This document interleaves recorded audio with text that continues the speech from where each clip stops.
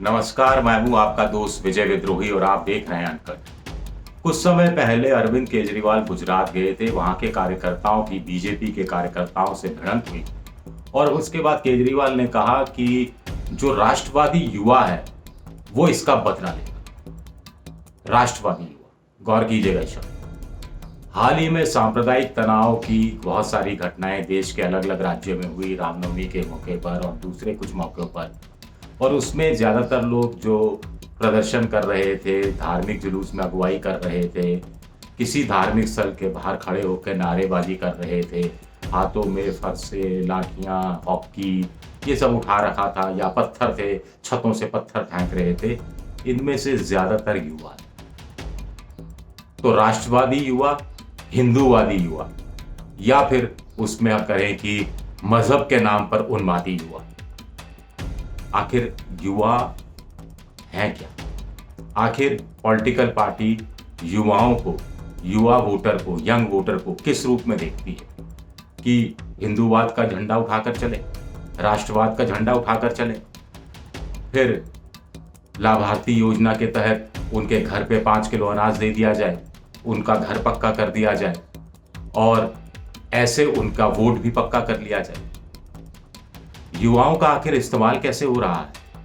युवाओं को क्या चाहिए? नौकरी चाहिए, शिक्षा चाहिए। सबसे पहले अच्छी शिक्षा चाहिए। सबसे पहले जहां वो पढ़ना चाहता है, जिस संस्थान में पढ़ना चाहता है, वहां उसका एडमिशन हो जाए।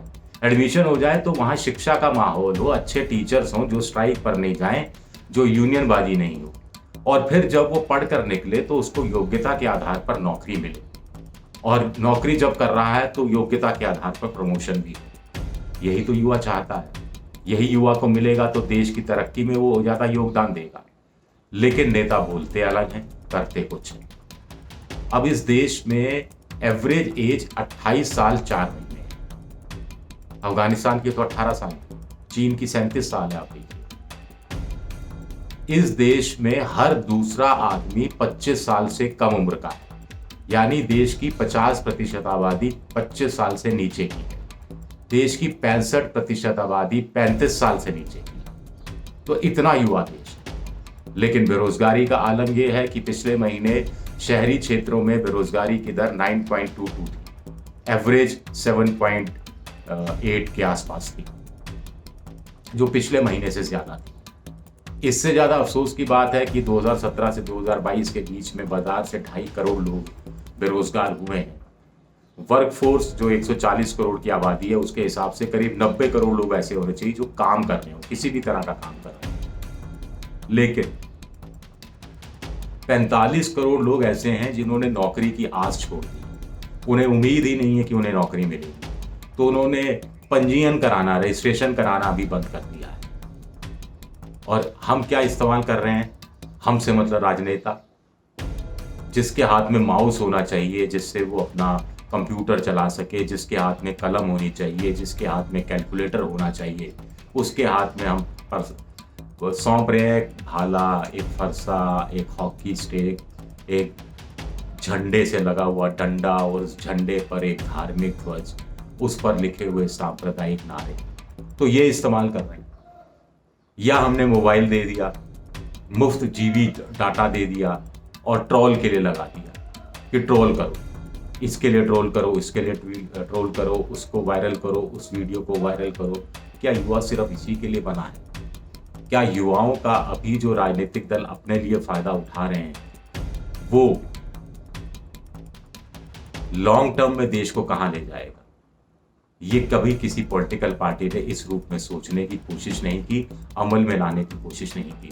अब जो पॉलिटिकल पार्टियां हैं कि जब चुनाव आता है तो युवा वोटरों के मुकाबले, युवा वोटरों को तो आश्वासन दे दिया जाता है नौकरियों का, लेकिन युवा फिर सिर्फ बेरोजगार ही नहीं होता, वो ब्राह्मण भी होता है, दलित भी होता है, मुसलमान भी होता है, ओबीसी भी होता है, और नेता उसकी उस जात का फायदा उठाते हैं।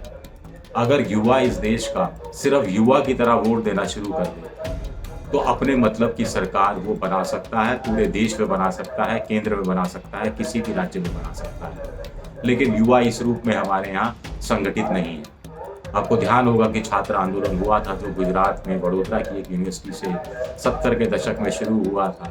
हॉस्टल की फीस को बढ़ा दी गई थी उसके विरोध में, या खाना अच्छा नहीं मिलता था उसके विरोध में, जिसको जेपी यानी जयप्रकाश नारायण ने उठाया था, बिहार में संपूर्ण क्रांति का नारा दिया था, उसका भी दिया पांचा एक कर दिया बाद में नेताओं ने जो जेपी के चेले कहलाते थे। वो भी फिर मुख्य धारा में बह गए, मुख्य धारा के अंश बन गए, पॉलिटिकल सिस्टम के अंश बन गए और युवाओं को भुला दिया। आखिर इस देश के युवाओं का फिर इस्तेमाल किस रूप में पॉलिटिकल पार्टियां करना चाहती हैं? अरविंद केजरीवाल क्या करना चाहते हैं? खुद आईआईटी से पढ़े हैं, इंजीनियरिंग की है, अब राजनीति कर रहे हैं, युवाओं की राजनीति करने की बात करते हैं, खुद भी युवा नेताओं में उनकी गिनती होती है, लेकिन फिर कहते हैं राष्ट्रवादी युवा बदला लेंगे। युवाओं को राष्ट्रवाद से जोड़ने का मतलब क्या है, या युवाओं को हिंदूवाद से जोड़ने का मतलब क्या है? क्योंकि ये दो बड़ी चीजें हैं जिसके आधार पर पिछले 8 साल से विपक्ष मानकर चलता है कि मोदी सरकार सत्ता में है, सत्ता में बरकरार है, और इन हिंदूवाद और हिंदुत्व और राष्ट्रवाद के नाम पर वो 2024 का चुनाव भी जीतने की क्षमता रखती है, और उसको हराना है तो हमें भी ये हिंदूवादी युवा, ये राष्ट्रवादी युवा की जरूरत है। राष्ट्रवादी युवा का मतलब क्या होता है कि वो राष्ट्रवाद के नारे लगाता रहे, या राष्ट्र को आगे बढ़ाने के लिए वो सक्रिय रूप से सहयोग दे, अपनी श्रम शक्ति का इस्तेमाल करे, अपना दिमाग का इस्तेमाल करे, योजनाओं को और ज्यादा व्यापक रूप देने में इस्तेमाल करे, या फिर श्रम भी कर रहा है तो श्रम के रूप में वो एसेट क्रिएट करे, परिसंपत्तियां क्रिएट करे। ऐसा देश में होता कहीं नहीं दिख रहा। खैरात बांट दी जाती है, टोलियों की टोलियां इकट्ठी की जा रही हैं, बेरोजगार निठल्ले युवा हैं, चलो भाई कहाँ जाना है, आज रैली है चलो चलते हैं, आज नारेबाजी करनी है चलो चलते हैं। वहाँ उसका फ्रस्ट्रेशन भी निकलता है, हताशा निराशा भी बाहर निकलती है, उकसावे में भी आते हैं, व्हाट्सएप यूनिवर्सिटी का भी शिकार बनते हैं। फिर उनको लगता है कि हाँ, ये जो नेता कह रहे हैं हमारी समस्या का, जो हमें रोजगार नहीं मिल रहा तो इसका जड़ ये है, हमें बेरोजगारी हमें झेलनी पड़ रही है तो इसका जड़ ये है। इसका जड़ क्या है ये समझाने की जरूरत नहीं। पॉलिटिकल पार्टियां अपने हिसाब से ये विमर्श सेट कर रही हैं और युवाओं को भ्रमित कर रही हैं। युवा भी भ्रमित हो रहा है, बेशक मजबूरी में भ्रमित हो रहा हो। बाप रिटायर होने को है, बेरोजगार बेटा है, आंख से आंख मिलाने में दोनों चकते हैं। बाप जब घर आ चुका होता है, सो चुका होता है, तो बेटा चुपके से घर आता है। माँ ने खाने की थाली सजा के रखी होती है, ठंडा खाना खाकर चुपके से सो जाता है। शर्मिंदगी सी भी वो महसूस होती है आमना सामना करने में, सुबह फिर निकल जाता है। क्या करें? नौकरी दो सर, नौकरी दो, काम दो, स्टार्टअप में हिस्सेदारी करो। एक योजना शुरू की थी मुद्रा योजना, उसमें शिशु स्कीम के तहत 50,000 का लोन दिया जाता था, लेकिन 92% लोगों को जो 50,000 का लोन मिला उसमें एवरेज लोन 2 साल पहले 23,000 का ही। तो 23,000 में कोई क्या काम करेगा, कैसे काम करेगा?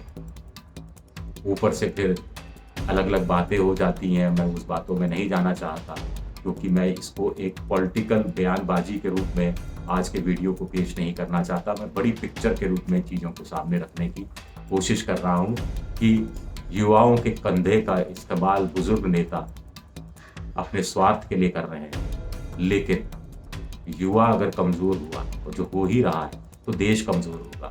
देश कमज़ोर होगा तो फिर नेता किस कमज़ोर देश के शक्तिशाली नेता बनकर, शक्तिशाली पद हासिल करके भी आखिर क्या हासिल कर लेंगे, अंत में क्या मिलेगा, कुछ समझने की कोशिश करेगा क्या? शुक्रिया, बहुत बहुत शुक्रिया।